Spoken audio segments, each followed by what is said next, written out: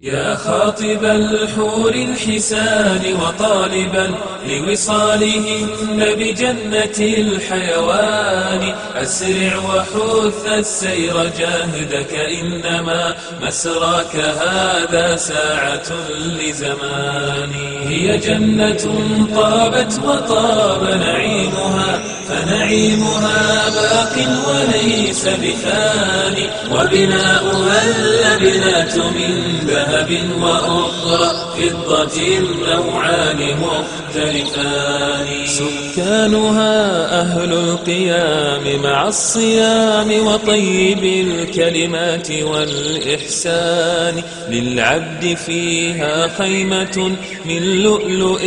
قد جوفت هي صنعة الرحمن أنهارها في غير أخدود جرت سبحان ممسكها عن الفيضان من تحتهم تجري كما شاءوا مفجرة وما للنهر من نقصان ولقد أتى ذكر اللقاء بربنا الرحمن في سور من القرآن أوما سمعت منادي الإيمان يخبر عن منادي جنة الحيوان يا أهلها لكم لدى الرحمن وعد وهو منجزه لكم بضمان قالوا أما بيضت أوجهنا كذا أعمالنا ثقلت في الميزان وكذاك قد أدخلتنا الجنات حين أجرتنا حقا من النيران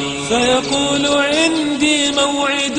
قد آن أن أعطيكموه برحمتي وحناني فيرونه من بعد كشف حجابه جهرا روانا مسلم ببياني وإذا رآه المؤمنون نسوا الذي هم فيه مما نالت العينان والله ما في هذه الدنيا ألذ من اشتياق العبد للرحمن وكذاك رؤية وجهه سبحانه هي أكمل اللذات للإنسان لله سوق قد أقامته الملائكة الكرام بكل ما إحسان فيها الذي والله لا عين رأت كلا ولا سمعته من أذنان كلا ولم يخطر على قلب امرئ فيكون عنه معبرا بلساني وهل لذا السوق الذي من حله نال التهاني كلها بأماني يدعى بسوق تعارف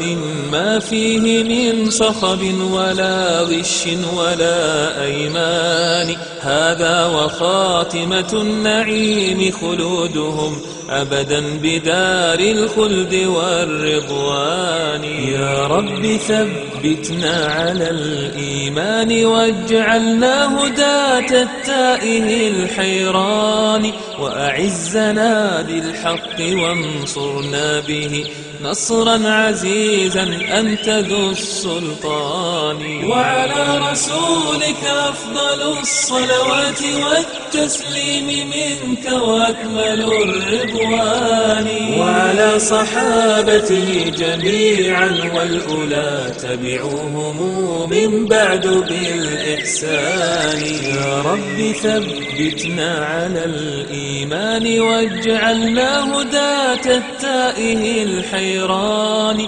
وأعزنا بالحق وانصرنا به نصرا عزيزا أنت ذو السلطان وعلى رسولك أفضل الصلوات والتسليم منك وأكمل الرضوان وعلى صحابته جميعا والأولى